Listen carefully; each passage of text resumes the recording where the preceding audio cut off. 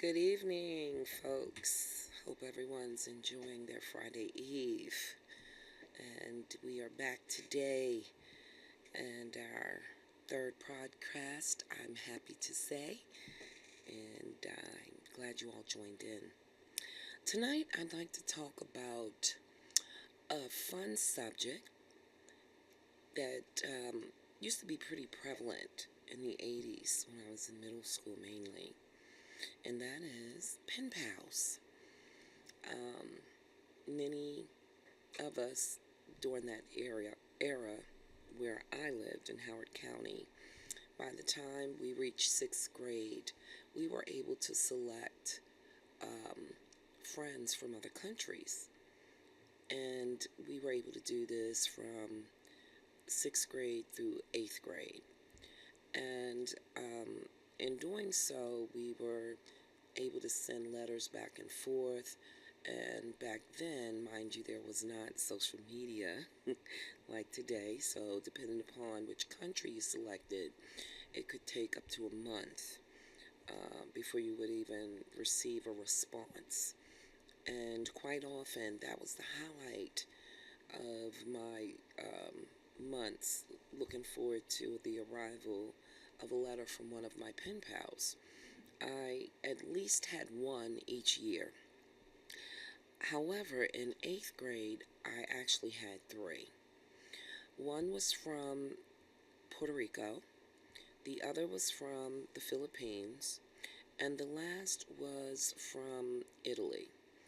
And it was just interesting of the occurrences that was taking place in their country versus what was going on here in the United States.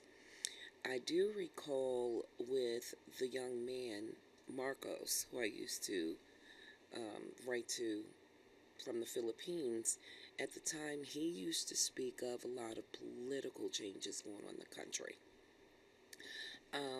At this point in time, I don't clearly remember the exact history that was taking place, but I do remember that was one of the subjects we would talk about.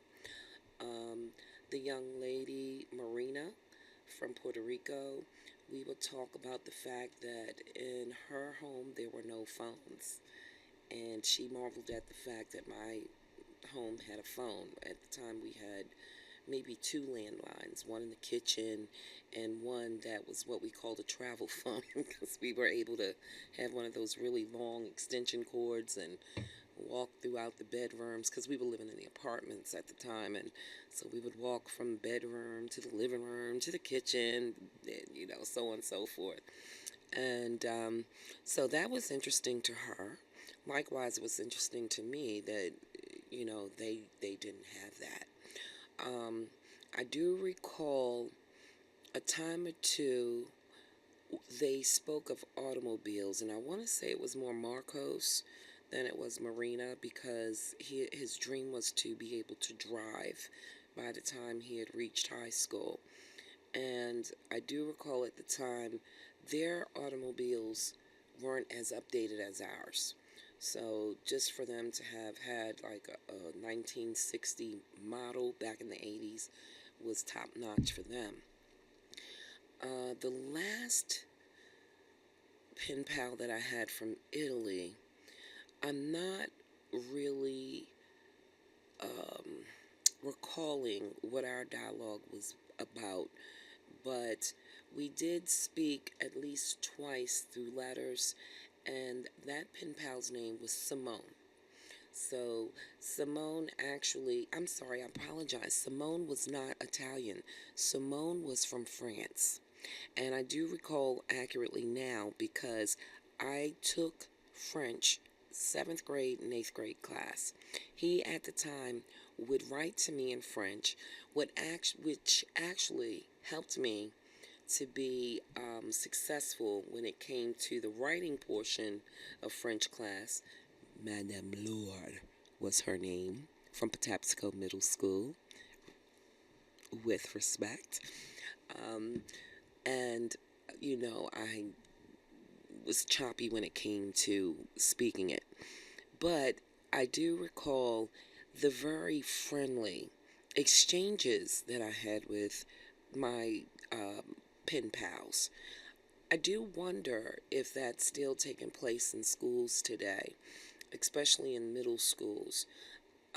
I do recall at one time I had asked both my nephew and nieces, and they responded no. However, this was probably before middle school. This was probably like towards the end of their elementary years. I haven't followed up with them since then, but if anyone knows, please let me know because I would like to know, how your child feels about having a pen pal and what it is they talk about and um, any knowledge that they gained from having a pen pal that they wouldn't have known otherwise. So, yeah, keep me in the know about that.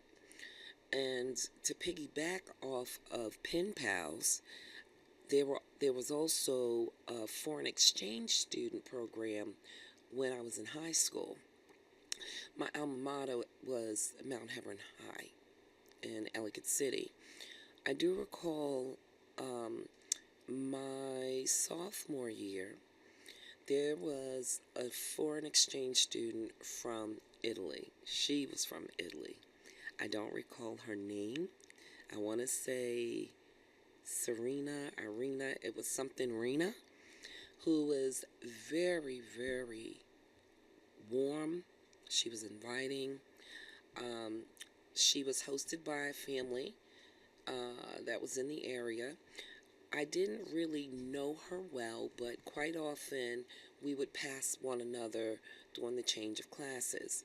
Nod and say hello, and a couple of times we made small talk. Well, upon one of our exchanges, this one particular time, she had these beautiful earrings on. And back then, French hooks was the thing. You came away from the clips and the little push in. So these were French hooked earrings, silver and gold, with an incredible design. And in passing, we spoke, and afterwards I told her how beautiful her earrings were. So she stopped and literally took the earrings off and she gave them to me and explained, in my country, when we are complimented on something we have, it then becomes the complimenter's gift. Wow. Really? Talk about being intrigued.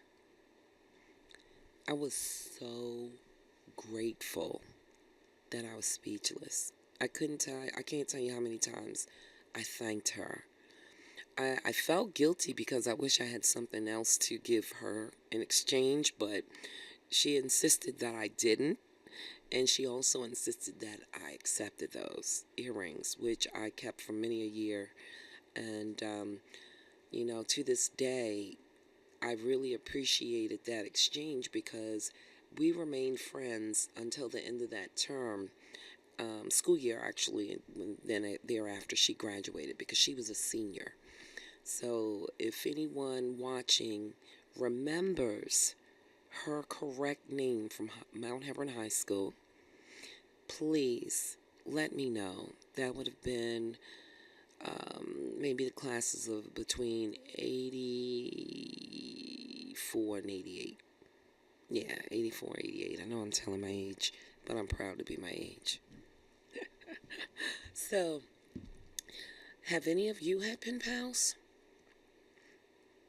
If you did, what was your interaction like with them? Did you enjoy writing to them? Did you feel like it was something extra you had to do in addition to homework and everything else on your curriculum you had as a student? Did you participate in a foreign exchange student program whereby maybe you hosted a family or you knew of a family that hosted, or were you yourself an exchange student? I think that would really be cool if we did have some folks who could, you know, give us a response on what their experience was like living in another country. I personally have never had the experience of living outside of the United States. However, I've heard that it's very important to do so. The more that we mature, so that we can learn of other countries' experiences and also to appreciate our own. We may have our issues here in the United States. However, compared to other countries, we're very fortunate. And regardless of what may be taking place in and around the social media platforms, to negate that fact, I want my audience, who I believe is a conscious audience, to be able to feel proud that we are American, regardless of race, gender, or our status. Okay? Because we are in the forefront. And I think a lot of other countries do look at us, for example, to lead by example. There are many of people from other countries who would like to be able to spend at least one day in the United States. That's not to be taken for granted. Do you all agree with me? Again, I'd like to hear some of your thoughts.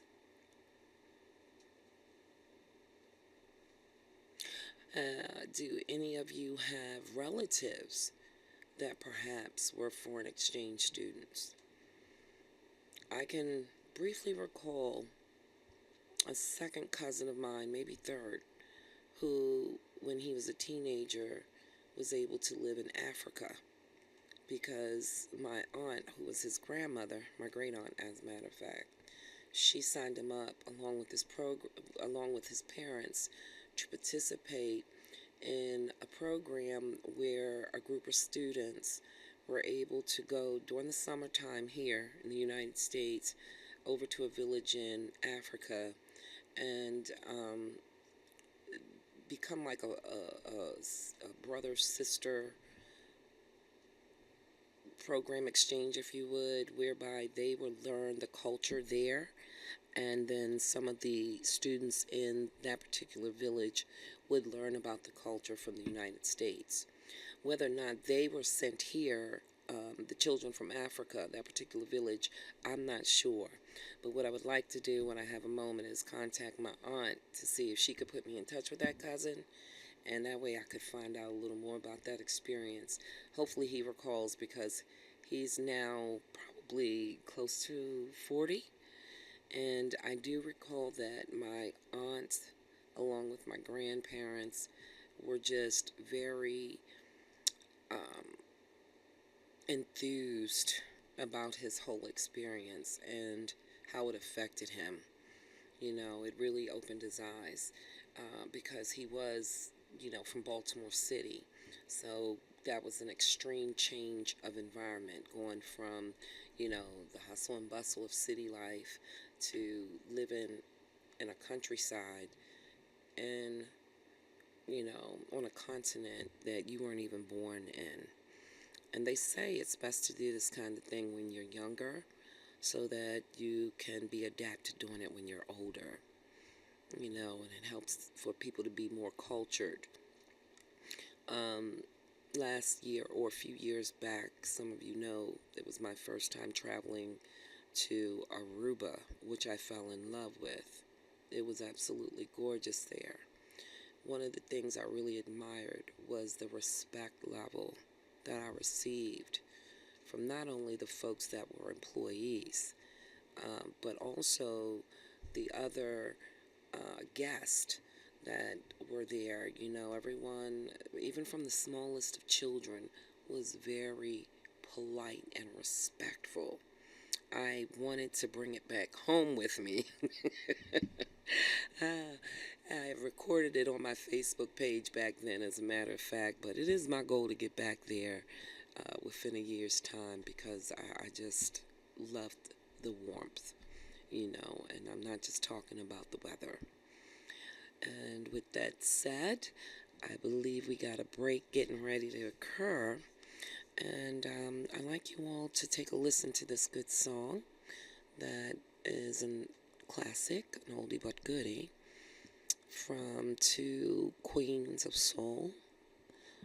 When I say soul, I mean from our African American heritage. They are both celebrated, and they are Miss Diane Warwick, Miss Gladys Knight, and the title of the song is That's What Friends Are For. Enjoy.